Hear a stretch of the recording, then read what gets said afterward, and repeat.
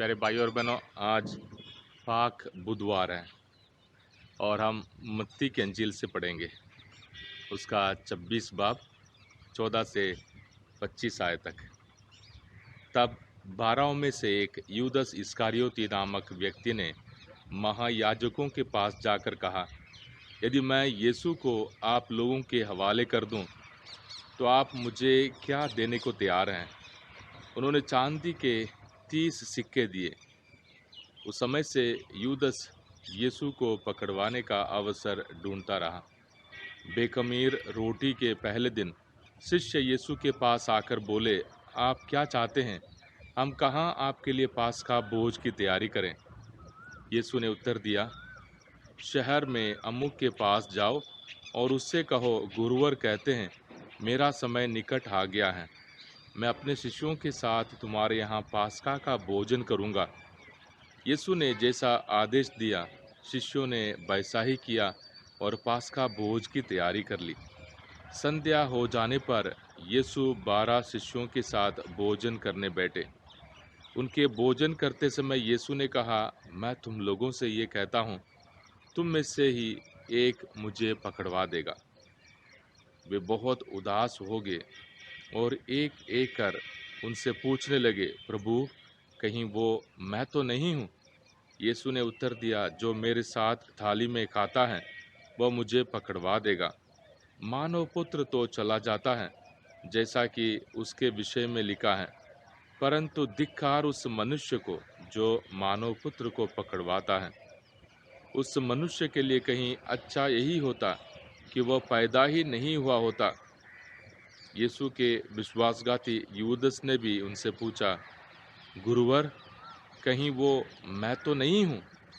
यीशु ने उसे उत्तर दिया, तुमने ठीक ही कहा।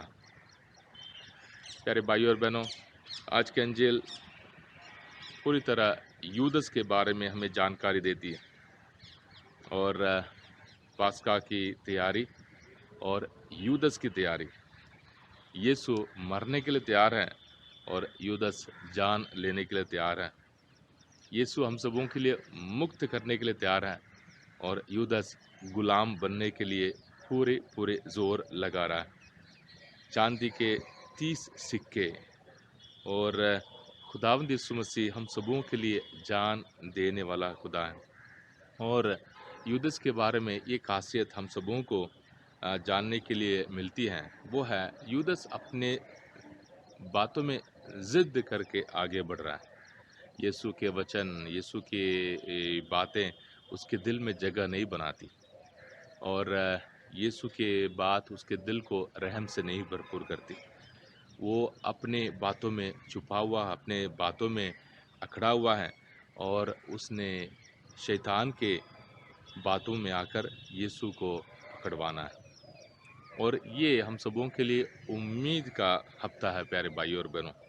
यानी हम कितने बार अपनी बातों में अकड़ में बने रहते हैं। हमारे सोच विचार, हमारे छोटे छोटे फ़ायदे, हमारे छोटी छोटी दुश्मनियाँ, हमारी छोटी मोटी लड़ाइयाँ, इन सारी चीज़ों में हम खुदा को भूल जाते हैं।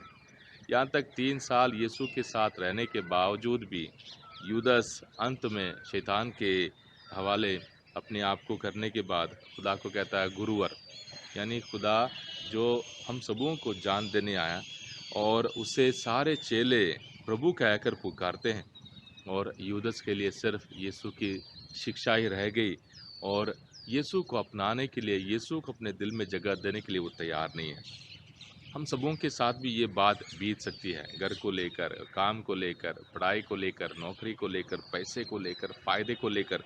हम भी यूदस के समान अपनी बातों में जकड़े हुए हैं, अकड़े हुए हैं। खुदावंद यीशु मसीह से कहे, हैं प्रभु, इन सारे चीज़ों को छोड़ने के लिए तैयार हूँ। तो मुझे बचा, तो मुझे उम्मीद दे, तू मुझे नई ज़िंदगी दे, ताकि मैं अपनी मर्ज़ी नहीं, ऐ प्रभु तेरी मर्ज़ी पूरी करने के लिए तैयार हो जाऊँ। ऐ प्रभु, तू मेरे लिए मरने के लिए जा रहा है, ताकि मुझे जान मिले, मुझे ज़िंदगी मिले और मैं एक नई उम्मीद के साथ इस साल तेरे साथ मरने और जी उठने के लिए फ़ज़ल हासिल करूँ।